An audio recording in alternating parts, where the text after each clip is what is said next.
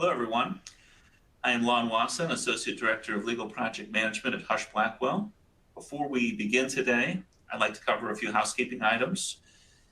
As you notice at the bottom of your console, there are multiple application icons for your use during the program today. If you have any questions during our program, please submit them via the question box that you find there. We will try to answer all of your questions during the webcast today, but if a fuller answer is needed or we run out of time, it will be answered in a later email. A PDF of the presentation is also available in the program materials folder. And I want to make mention of this because the PDF of the program today contains some additional examples at the end that we won't be covering in the program today, but that are for your use as you start developing scoping statements for your matters. This program has been approved for legal education hours, including ethics. To report your hours, click the CEU icon at the bottom of the screen. A certificate of attendance, including course numbers, will be emailed to you tomorrow, along with a recording of the webcast for watching and sharing. Toward the end of the program, be sure to complete our short survey, as we do use your feedback to plan future programs. Presenting with me today is Mike Green, one of the firm's legal project managers. Hello, everyone. Thanks for joining. And that is all of the housekeeping items. So let's go ahead and get started with the program. At the top of our agenda today, we want to talk just for a moment about why we focus on matter management. This is not a new topic, but it's a topic that we return to because, as we'll talk about in a minute, our clients continually remind us how important matter management is. We'll step through the definition of matter management and then spend a few minutes talking about the ethical reasons that the ABA lays out for good matter management. A lot of the concepts and the techniques today are really fundamental good business practices, but you'll see that many of those are baked in to the ABA rules and guidelines. Then we'll move on to matter intake, talk a little bit about the things that we capture at the beginning of a matter and how they're used to develop metrics and some of the tracking that we use and the reporting that we do. And then we'll talk about scoping, particularly this idea of being a little bit more formal as we approach scope, sharing the scoping that we do with the stakeholders in the project, both those in the firm and with our clients, and getting their feedback so that there's a shared understanding. We'll wrap up today talking just for a few minutes about the budget and scoping relationship. We will spend a little bit more time on budgeting in a subsequent program, but we will kind of make mention of the relationship today. So with that, let's just ask the question, why do we focus on matter management? The first thing really is that for the last 5 years, we have surveyed our clients, and particularly in the last 3 years, they have told us that we should continue to work on developing scoping statements, developing better estimates. I've included 3 quotes from our client surveys just to give you a flavor of what that sounds like in their feedback. And it's all around this idea of doing the scoping up front with all of the stakeholders and getting a better estimate around their project costs. Similarly, when Angela Quinn and Paul Eberly and a few others go out and talk with executives at our clients, and their other leaders, they have conversations that often include matter management and the importance of that for the lawyers and the law department at those companies, because good matter management allows them to serve their internal clients better and also provide just excellent service overall. The firm is part of an industry association called the Corporate Legal Operations Consortium, commonly known as CLOC. And this group is offering 5 matter management webinars this fall, covering many of the same topics that we're covering today. There are thousands of members of this organization, most of whom are legal operations professionals like Mike and I, who operate within law departments. And they're talking about scoping and planning and these other things because of the importance of those things to build trust and to clarify expectations with their own business professionals and their outside vendors, because they desire to improve operations within their law department. And also they're trying to implement good best practices around delegation and other things at the team level. So I mention that because many of the clients that we interact with have people who are focusing on matter management in their law departments. And finally, we've had an opportunity in the last couple of years to do a number of matter management programs for clients. And the attorneys, the associate general counsel, the general counsel who are sitting in on those programs have told us that good matter management practices are not just important for them as they work with their outside vendors, but it's also important for them as they work with other functional areas within their businesses, because they want to implement best practices on their enterprise projects and elevate the reputation of the law department within their companies. So how do we define matter management? We often start with the idea that it's a systematic approach.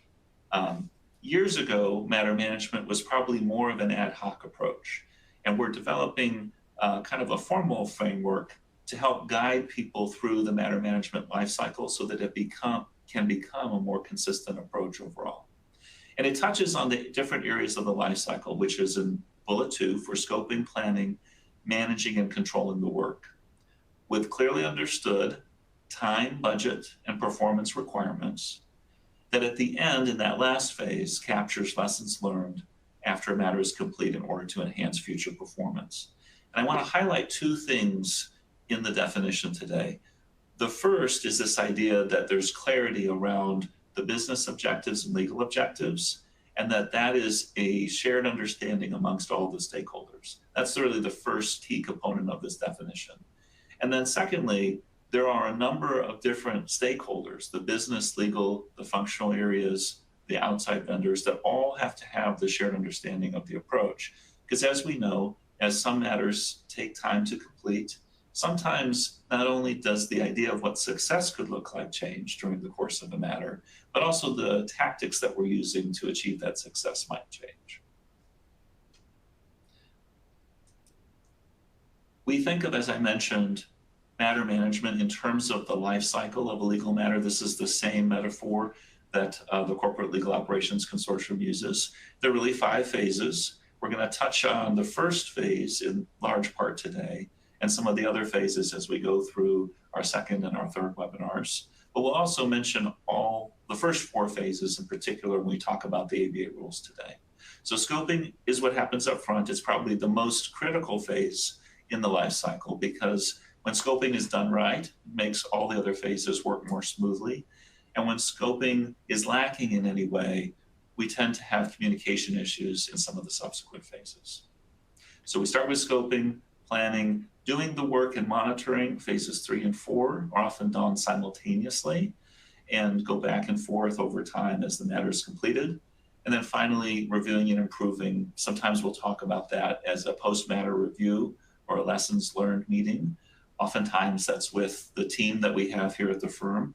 Sometimes it's with the client, just talking about the things that they saw that they thought worked well, and also maybe some things that they thought we could do better in the future.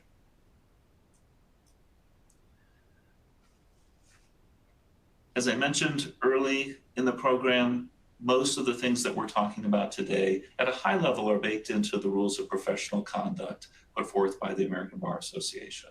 I haven't quoted the entirety of the rules today as we step through this. I tried to pull out the salient points so that we could talk a little bit about how that relates to the different aspects of the conversation today.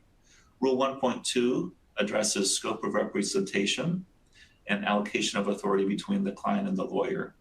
So the first part of the rule that I wanted to mention is this idea that lawyers will abide by a client's decision concerning the objectives of representation, and will consult with the client as to the means by which they are to be pursued. So there's a couple things I wanted to unpack in this portion of the ABA rules. The first is this idea of objectives, because oftentimes there are 2 different sets of objectives in play. One is the objectives of the business that's pursuing a project or a solution to a business problem or growth, it could be. The other is really the legal piece of that may be the legal solution to part of a much larger initiative or endeavor. While those 2 things are distinct, they also often have to be aligned closely in order to really accomplish what the business is after. And we have to constantly pay attention to both of those things. I would say that oftentimes we have a really good understanding of what the legal objectives might be, and sometimes we're included in what those larger kind of business objectives might be. And having a better understanding of all of those things will help us manage the matters even more completely. The second thing is that those objectives potentially change over the course of the matter. And that happens because either the situation changes, or as the matter is unfolding, we learn new information, or the client has multiple stakeholders in play. And sometimes they're struggling with what that final objective might be. They might pursue one avenue in the beginning, and then as new information comes to light, they may change course. And unless we're becoming more formal in the way that we document what scope looks like, it's sometimes hard to really gauge when that shift starts to occur and when they start pursuing other things. I've been part of an ongoing piece of litigation as part of the kind of project team here at the firm over the last couple of years. And we developed a very detailed scoping statement and a budget for that project. It ended up being in the hundreds of thousands of dollars. And one of the things that we learned is that by having concrete touch points as that project evolved, we were able to identify the reasons behind why scope continued to be larger and larger than what we first thought. And we were able to go back to the client and get approval for a larger and larger budget to tackle the litigation at hand. So that was very helpful. Finally, I just want to mention that oftentimes, because scope and the original kind of request for work comes in verbally, either on a phone call, or you might fire up a Teams or a Zoom meeting. Sometimes it's in an email, but there isn't that kind of formal step of documenting what was said. And that's one of the things that we're going to emphasize today, that even if it's for a simple project, just a few bullet points, or for a larger project, maybe a more detailed listing of what's going to happen, it's important to document those things. In the second bullet point around scope, talks about a lawyer may limit the scope of if the limitation is reasonable under the circumstances and the client gives consent. And I think this speaks to two things. One is this idea that when we talk about scope, we're really talking about both what is included in the matter and what is excluded in the matter. And sometimes if you haven't had that conversation about what work you aren't going to do, you might be laying out some of your assumptions about how many contracts you would be reviewing or how many depositions you would be taking, so that there's some kind of limitation around the work that's going to happen. And then finally, it's this idea of sharing those statements back with the people who are requesting it. Oftentimes the law department, or sometimes the CFO or whoever's contacting outside counsel in the business, just so that there's that shared understanding.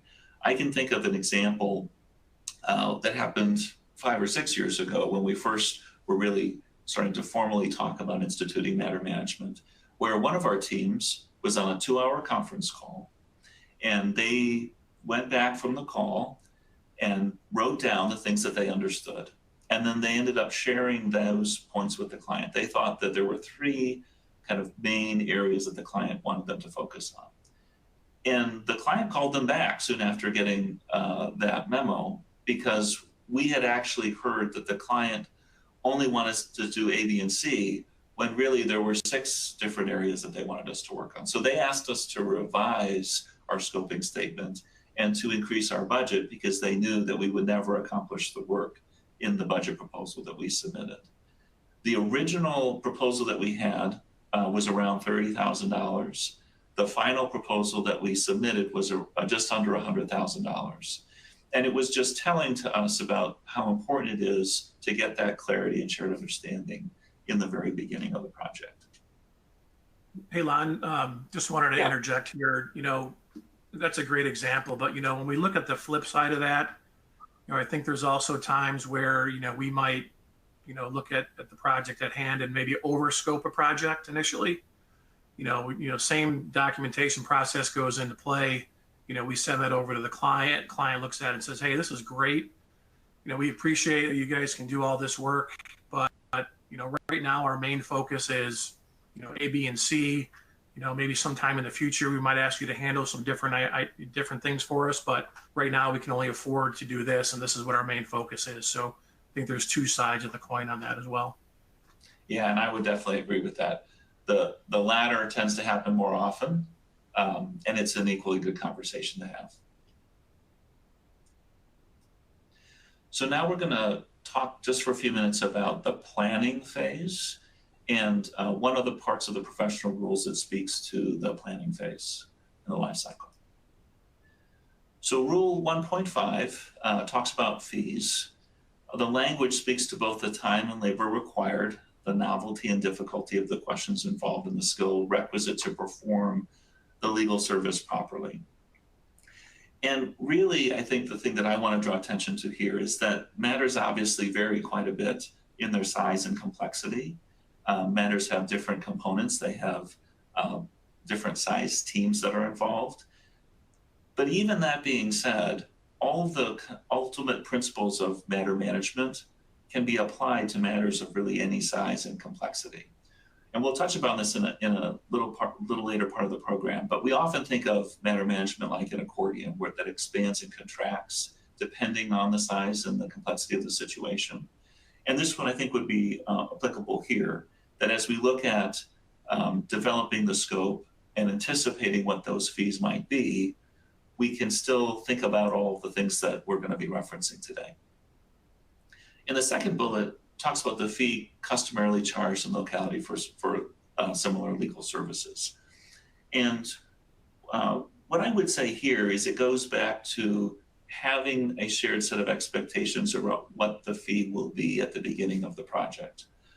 If we don't scope out the project, if we're not involved in developing a budget, at the beginning of a matter, unless it's a routine matter that you're handling with the client over and over again, it might be that you have very different ideas of what that matter might cost.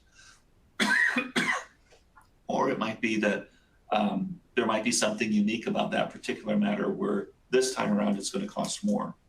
And that's why it's important to at least check in and have an understanding of what that matter might cost.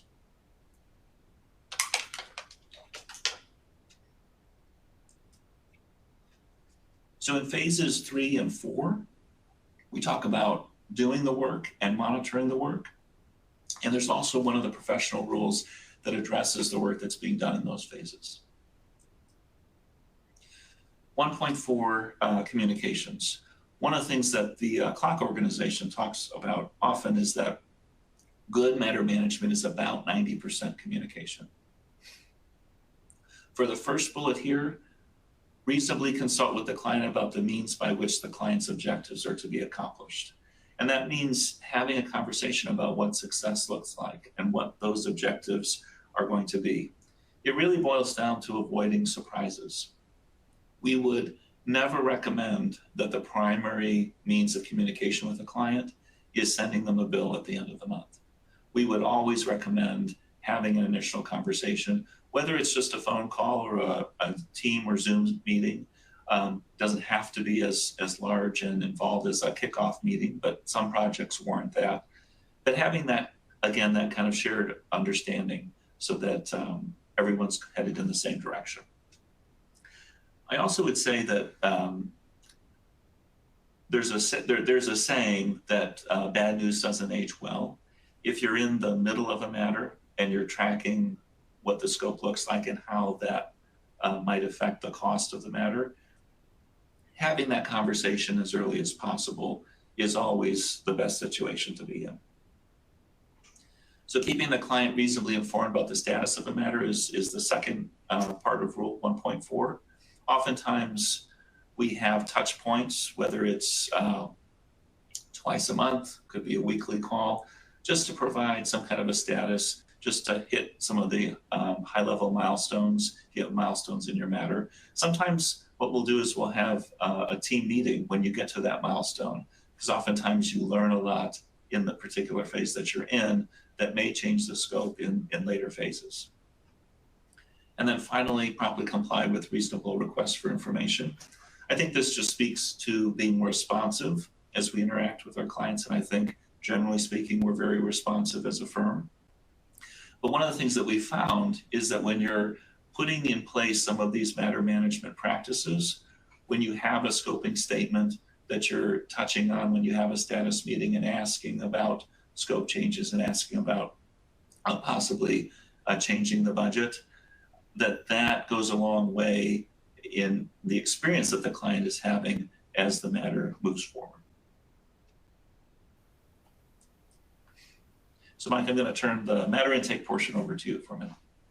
Sure, thanks, Lon. So let's talk a little bit about, matter intake. And, I think this slide sort of illustrates what a typical workflow might look like. Typically, like if you're looking at it from a legal department perspective, you have your legal department there centered in the middle there that supports the various business units or functional areas on the left. And, as those legal issues come up or those new matters are sent over to the legal department to handle, sometimes the legal department might not be able to handle a particular matter internally, maybe due to time constraints or a variety of other reasons. Sometimes they might reach out to somebody on the outside, external legal service provider, or maybe a law firm to help out. Again, based on, certain policies they might have in place or complexities of certain matters, those business units and functional areas might sort of leapfrog the legal department and go directly to the external provider. Again, they've, at some point been given the authority to make those decisions on, which matters can bypass legal and go directly to the outside providers. Once that happens, usually the legal department will circle back around with those business units and get, the status and progress reports pretty frequently. So, I know there's a lot of arrows, a lot of different departments, different groups involved in here, but I think, the biggest takeaway is, that, these new matters, happen at any time. Scoping really occurs during the initial matter intake process. Whether, Lon mentioned earlier, whether it's a phone call or an email, sometimes you might be at a conference, you want to make sure that those initial conversations that you're having on that intake process, eventually come in, get formalized in writing, in the form of, a scoping statement or some type of pricing proposal. When we move on and we start to talk about matter intake, we have to sort of stress the importance of data collection. So, when we look at data, we want to make sure we're not just collecting any type of data. We want to make sure we're collecting it accurately and meaningful data that we can use. I'm sure everyone has maybe heard the saying, garbage in, garbage out. We want to make sure that the data and the data points we're looking at and collecting during that intake process are accurate up front.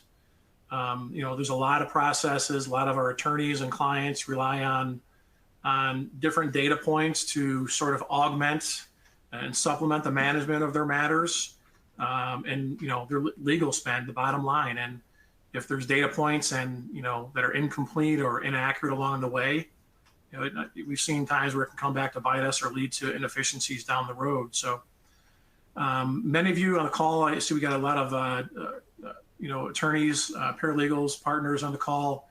Have probably heard of our extra advantage sites that we offer as one of our value adds to our clients. And, that's a two-way street on that data. So most of that data on the extra advantage sites is pulled directly from our accounting system and data that we collect during the matter intake process. So again, I mentioned extra advantage as one, but there's a handful of other technology that we utilize. Iridium is our matter planning software that we use to estimate profit and direct margins for new matters. Data insights, we have the ability to view our financial data on a real-time basis. Paperless Performa is one that comes to mind. If we have any billers or billing attorneys on the call, I know that you rely heavily on this information to be accurate and on time when you're approving time on matters and sending out invoices. And then we also have some various attorney or paralegal dashboards out there and essentially a whole suite of financial reports that essentially all rely on accurate data, that, at the end of the day, it ultimately helps everyone manage your book of business.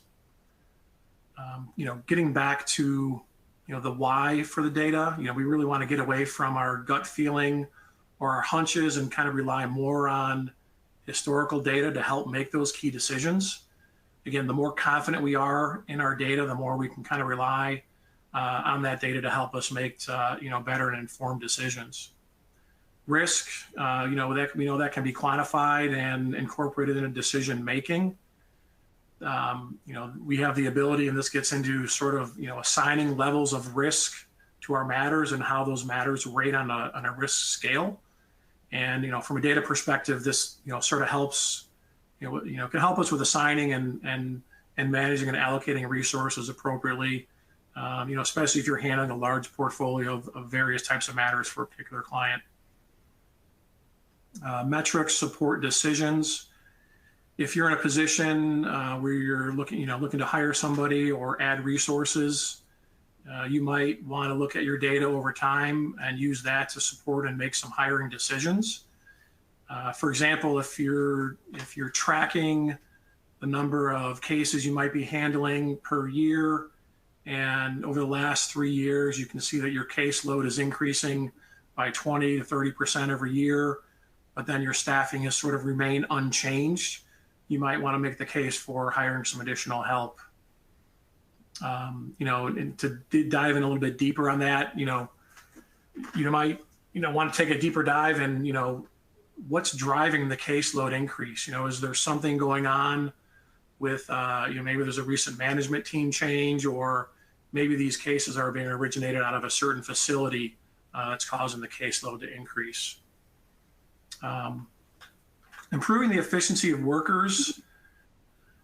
I'm going to use an example that I actually just worked on late last week, earlier this week for one of our clients. We're, in addition to providing a monthly invoice, they wanted a report that essentially summarized the hours and fees that were being charged on just a handful of matters by landowner.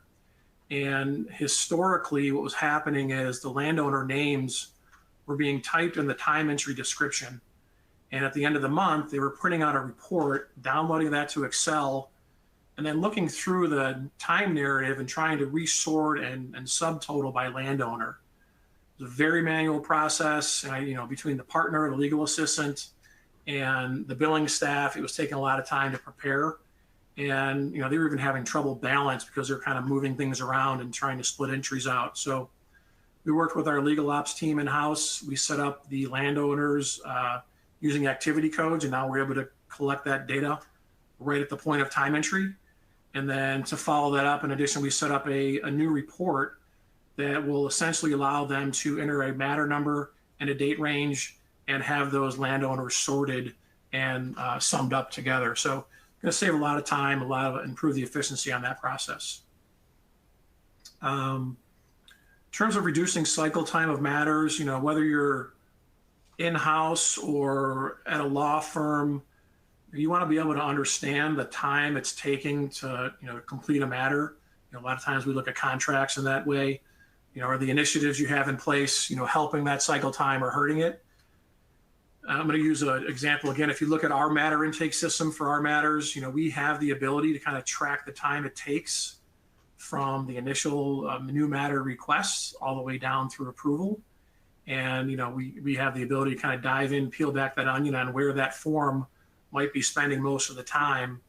And then, that allows us to take a deeper dive and see if there's any efficiencies or any areas, room for improvement in any of those particular areas. And then lastly, how do we show value to the C-suite?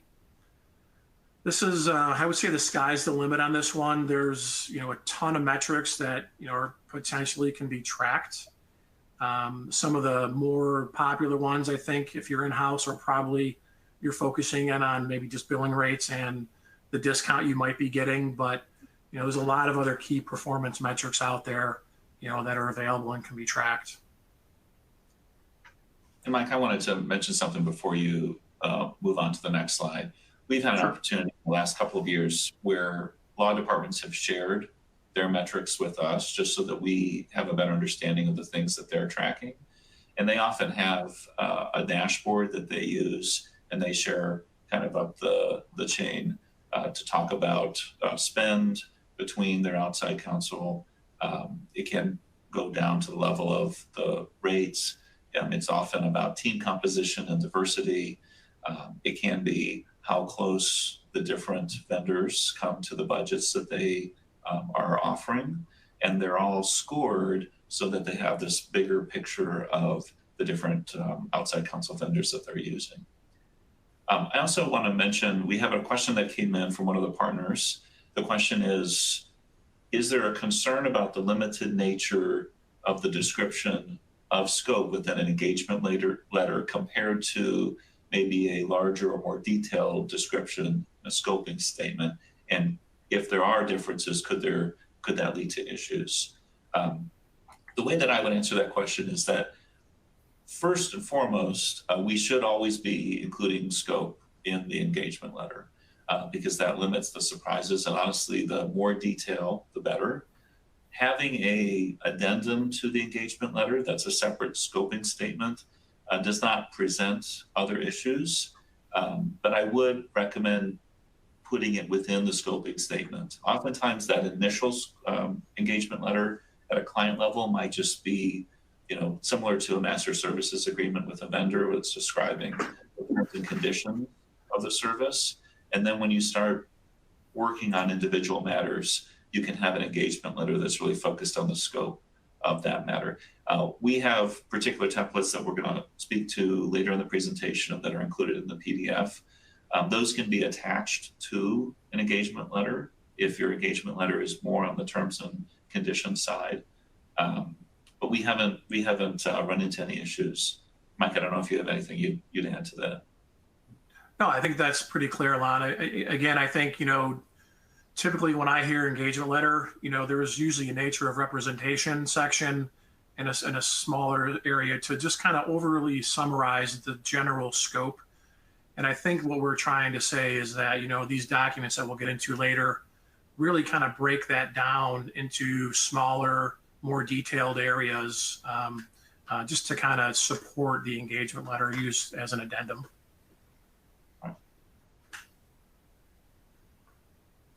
Great question, Craig Ador.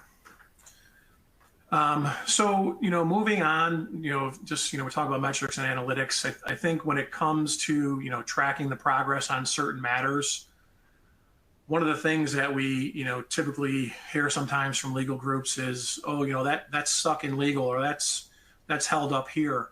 When in fact, you may have been the person sitting on it for the past week or so, and just handed it over, just moved it along this morning. So again, if we're using metrics to track all this information, it's much easier to kind of zero in and address where those delays are actually happening.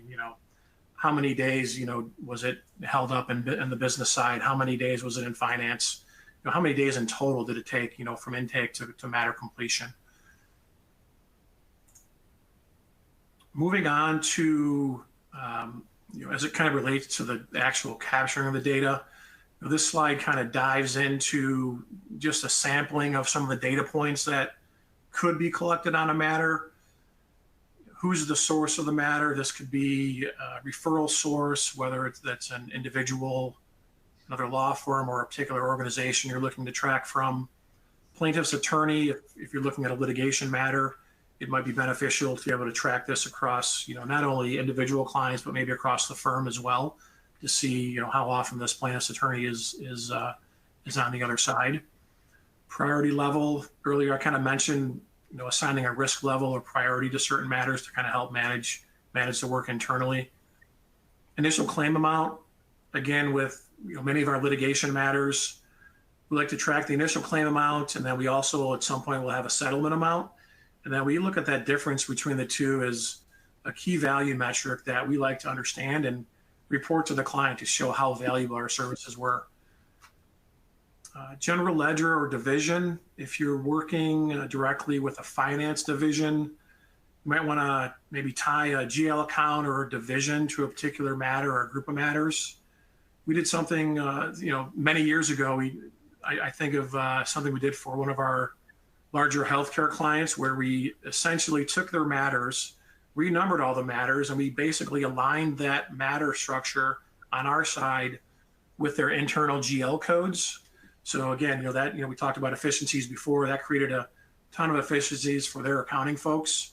And they were able to, instead of reviewing a 100-page bill every month and manually coding the amounts for each GL, they were able to just get a report from us electronically and load that directly into their accounting system. Type of work, again, I think by tracking matters by type of work, whether it's real estate, L&E, IP, corporates, it sort of sets the stage for the ability to manage and report on the various types of matters that you might be working on. So a lot of data points going on. I think one of the main takeaways here is that a lot of this information is in line, touched on it, is being used by law departments and clients to sort of track progress along the way. And we've talked about it before. It's no secret that our clients use data to kind of evaluate our performance and compare us to other firms that they're working with. And this dashboard there at the bottom, that it sort of kind of speaks to that, and just as an example of what many different law groups or law firms and clients might be using to track that. I'm going to pass it back over to Lon, where he's going to probably dive into a little bit more of the scoping and some tips on how to maybe just, if you're thinking about how to get started. Thanks, Mike. We like to use this image of a funnel when we talk about scoping, because often the first part of scoping is that conversation that you're having with the client. And the different colors in the funnel represent the different levels of questions you want to be thinking about in that conversation, with the top of the funnel being the most open-ended, broadest questions that speak to things like, what are the objectives of the business? What are the objectives of the law department? What does success look like in this situation? Maybe you'll have to talk a little bit about the various ways that you could pursue the matter that would be a success for the client. When we used to do in-person workshops, one of the things that we would do in the middle part of that workshop is have a number of teams around tables really kind of talking through what they think their first questions might be, given a situation where they're just being introduced to a new associate general counsel and being asked to be in consideration for doing a tranche of work. What we found is that most of those teams would actually focus in on this middle layer in the yellow, where because of their familiarity with the technical details of doing the work, their questions were really kind of at that next level, instead of taking that moment to talk about what success looks like and what the objectives are. So we would just hopefully keep this image in front of you, because this will help guide you when you're talking about the kinds of questions you would do. It might not be natural to start there, but it's often a good approach, because often the objectives inform the tactics that you're going to use later. So as we just talked about, open-ended questions at the outset gets to the relevant business and legal outcomes. And then after that, you kind of flow into what are the activities legal is going to handle, which ones would you handle. That goes back to, if you're writing out a scoping statement, work that is limited in nature on our end, possibly work that the law department's going to handle, or something that just might be deferred to a later date.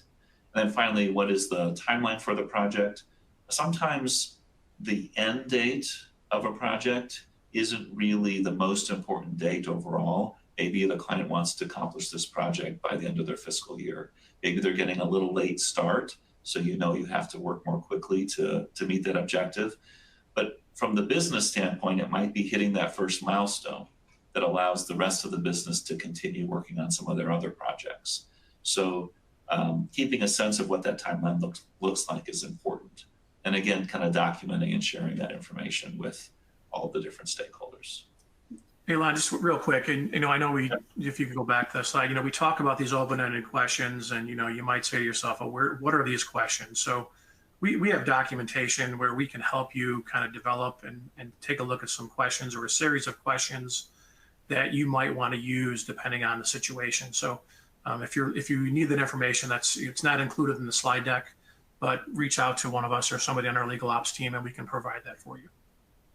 And along those lines, one of the things we've been doing more often this year is just having a short conversation with people who describe the situation they're in, and then just kind of talking through the different kinds of questions we would think about as we learn more about who the client is, kind of what they're after, what we need to know to either potentially onboard new matters that are already being handled by a different law firm, or potentially how to get our foot in the door and start doing some work.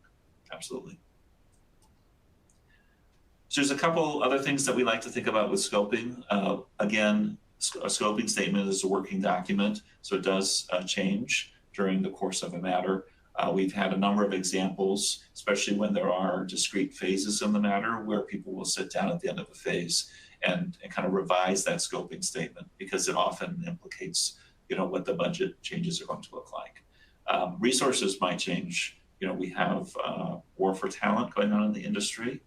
We have sometimes projects that grow beyond their initial scope, and we need to bring in more people. Also, the protocols to facilitate these conversations. We just mentioned some of the resources that we have. And then we often recommend referencing the scoping document during status calls, particularly at times when we think scope is changing based on the work our teams are doing or conversations that we're having either with opposing counsel or with the client. A lot of what we talk about in all of the different phases of the life cycle can really be summed up in these three core principles. And it goes back to the activities that we do during scoping. The first is that front-end planning beats damage control. We like to have this image of building a fence around our clients at the top of the cliff so that we can be proactive in the way that we're protecting them from either making mistakes or having issues in the first place. Knowing that if something would happen, we would obviously provide the services that are necessary, if in the event that something would go wrong. All stakeholders in the loop at all times, going back to the communication aspect of knowing who all needs to be informed, who's going to be accountable for certain things, who's responsible for certain things, who influences the project, even if they're not directly working on it, things of that nature. And then finally, and again, Mike was addressing this earlier, measuring in order to manage the work. I mentioned earlier that scoping is like an accordion.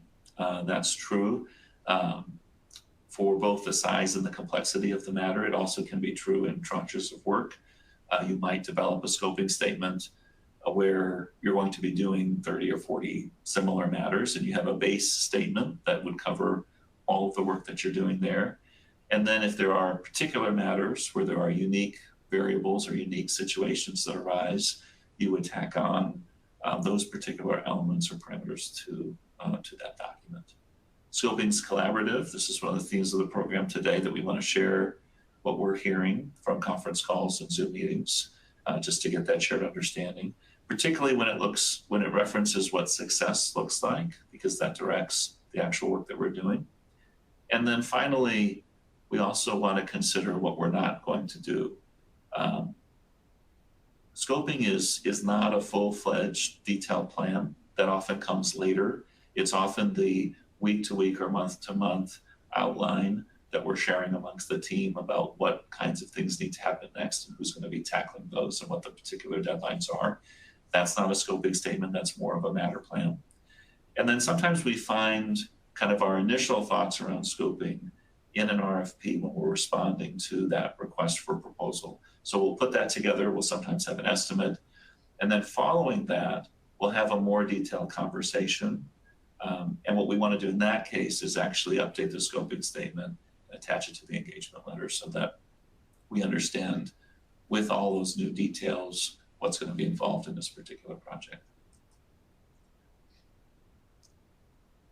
We have a polling question for folks just to kind of summarize and look back over the things that we were just talking about. If you'll take just a few seconds to look through the different answers, we'll give you a minute to respond.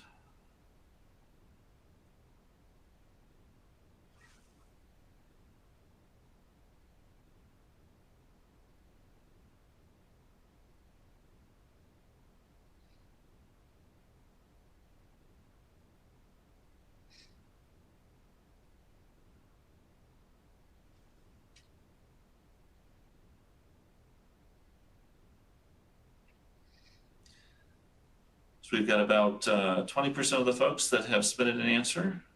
That's climbing, so I'm just going to give it a few more seconds.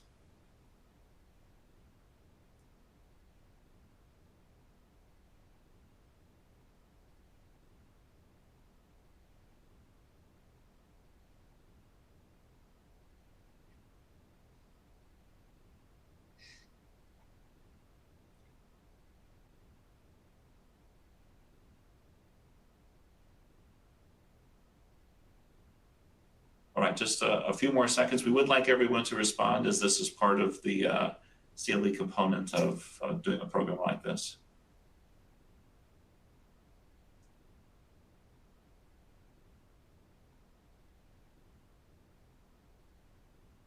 All right.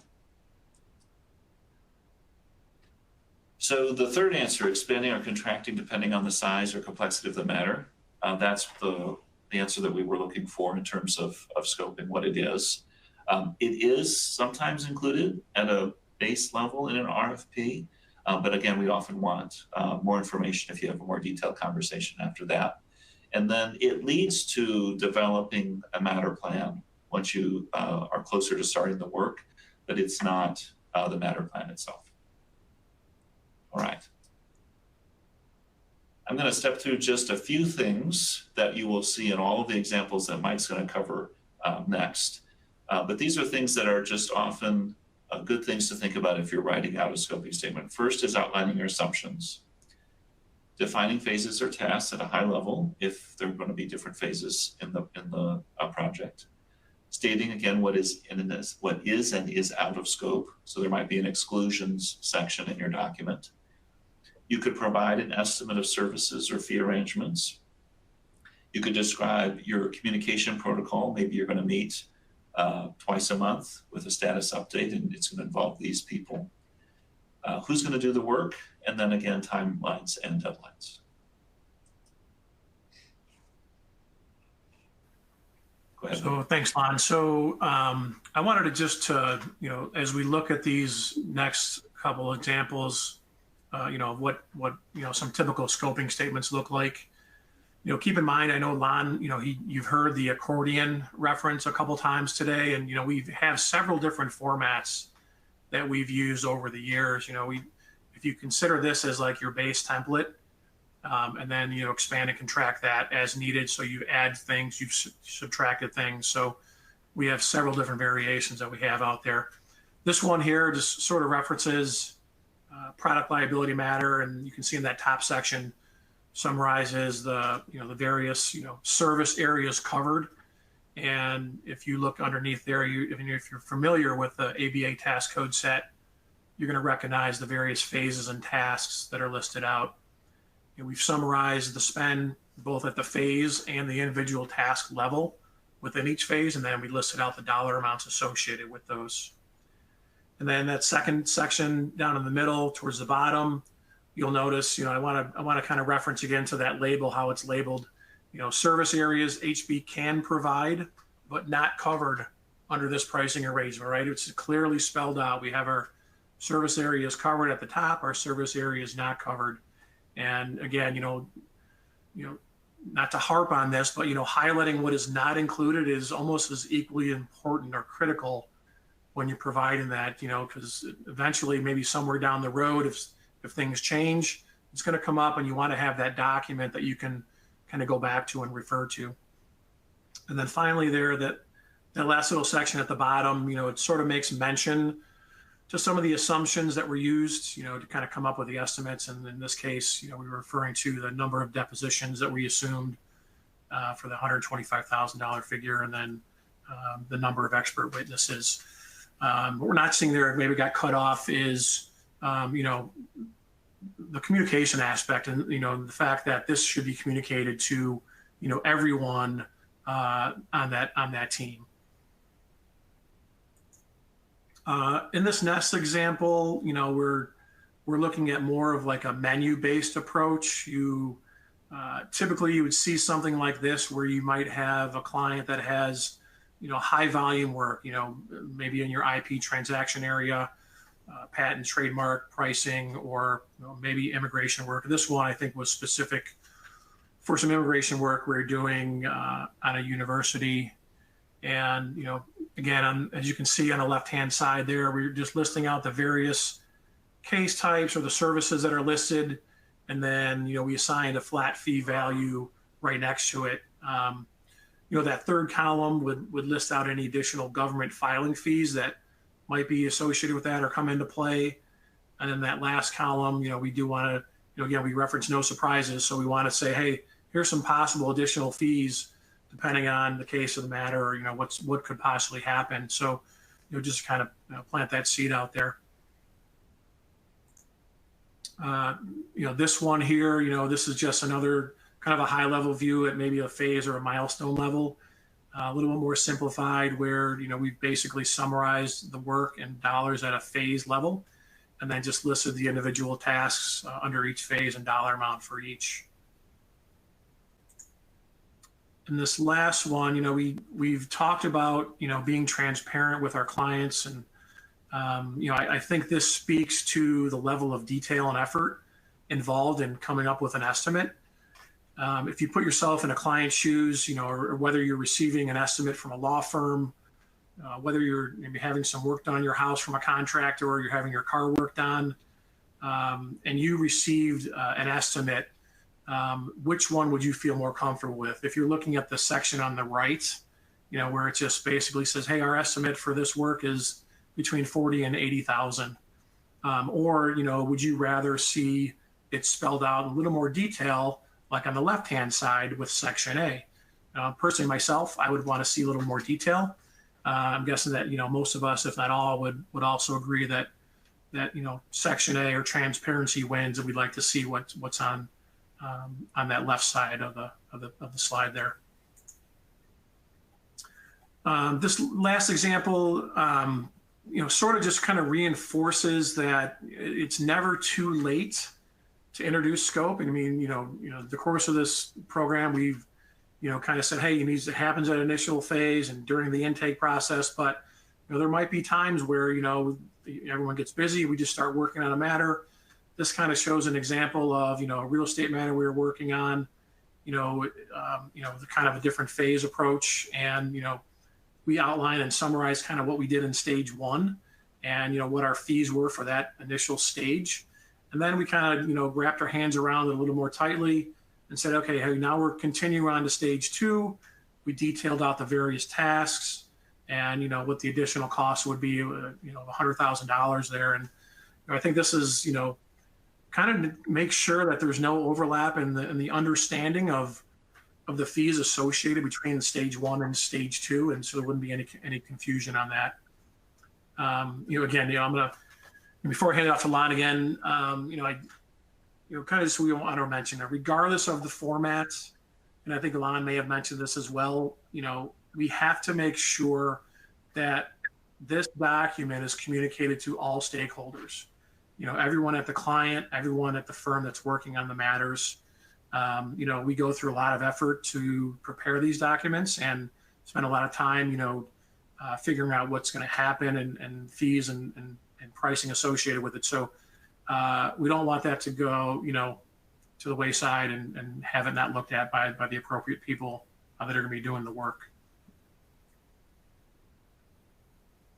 So I think Lon's going to talk a little bit, finish us off with the scope to budget relationship.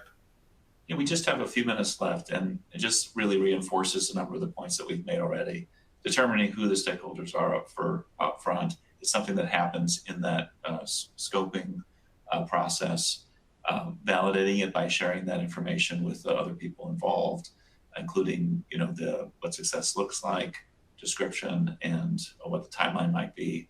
Defining those high-level phases and tasks, and determining the resources that are involved. And when you start determining not only the amount of work and the type of work and the specialized expertise that's going to be involved, and you start picking the team that's going to do that work, that's when you start to be able to prepare, what a fee estimate might look like. So again, in large part, reiterating what we've already said, scoping is about including and excluding, defining what is part of the project, what's not part of the project, and then taking a look at the context and saying, is there anything really unique about this project that we need to be paying attention to that might change our normal understanding of what it takes to do this kind of work and what the cost might be. When it comes to budgeting, when you're starting to assign the team, looking at the different kinds of resources you have, both lawyers and paralegals who are timekeepers at the firm, as well as outside vendors like an e-discovery vendor or other kind of filing fees, as Mike mentioned, what that timeline looks like and kind of what our base assumptions are. Often the initial work that we do, modeling out what budgets could look like, we look at, different kinds of team assignments. We might have different options that allow people to kind of choose what's going to be the best work and the best budget for this particular project. And then again, formalizing and presenting the work that we've done on the scoping and budgeting side to all the different stakeholders. So we have two more webinars coming up this fall. One's on October 3rd, which covers budgeting in a lot more detail, as well as the planning phase. And then the three final phases of the matter management lifecycle on November 10th, doing monitoring and reviewing. I would like to thank you all for joining us today. We hope this information was useful for you. Just as a quick reminder, this program has been approved for legal education hours. To report your hours, click on the CEU icon at the bottom of the screen. A certificate of attendance, including course numbers, will be emailed to you tomorrow, along with a recording of the webcast for watching and sharing. Be sure to complete our short survey. We do use your feedback to prepare our additional programs. So that concludes our webinar for today. Thank you very much.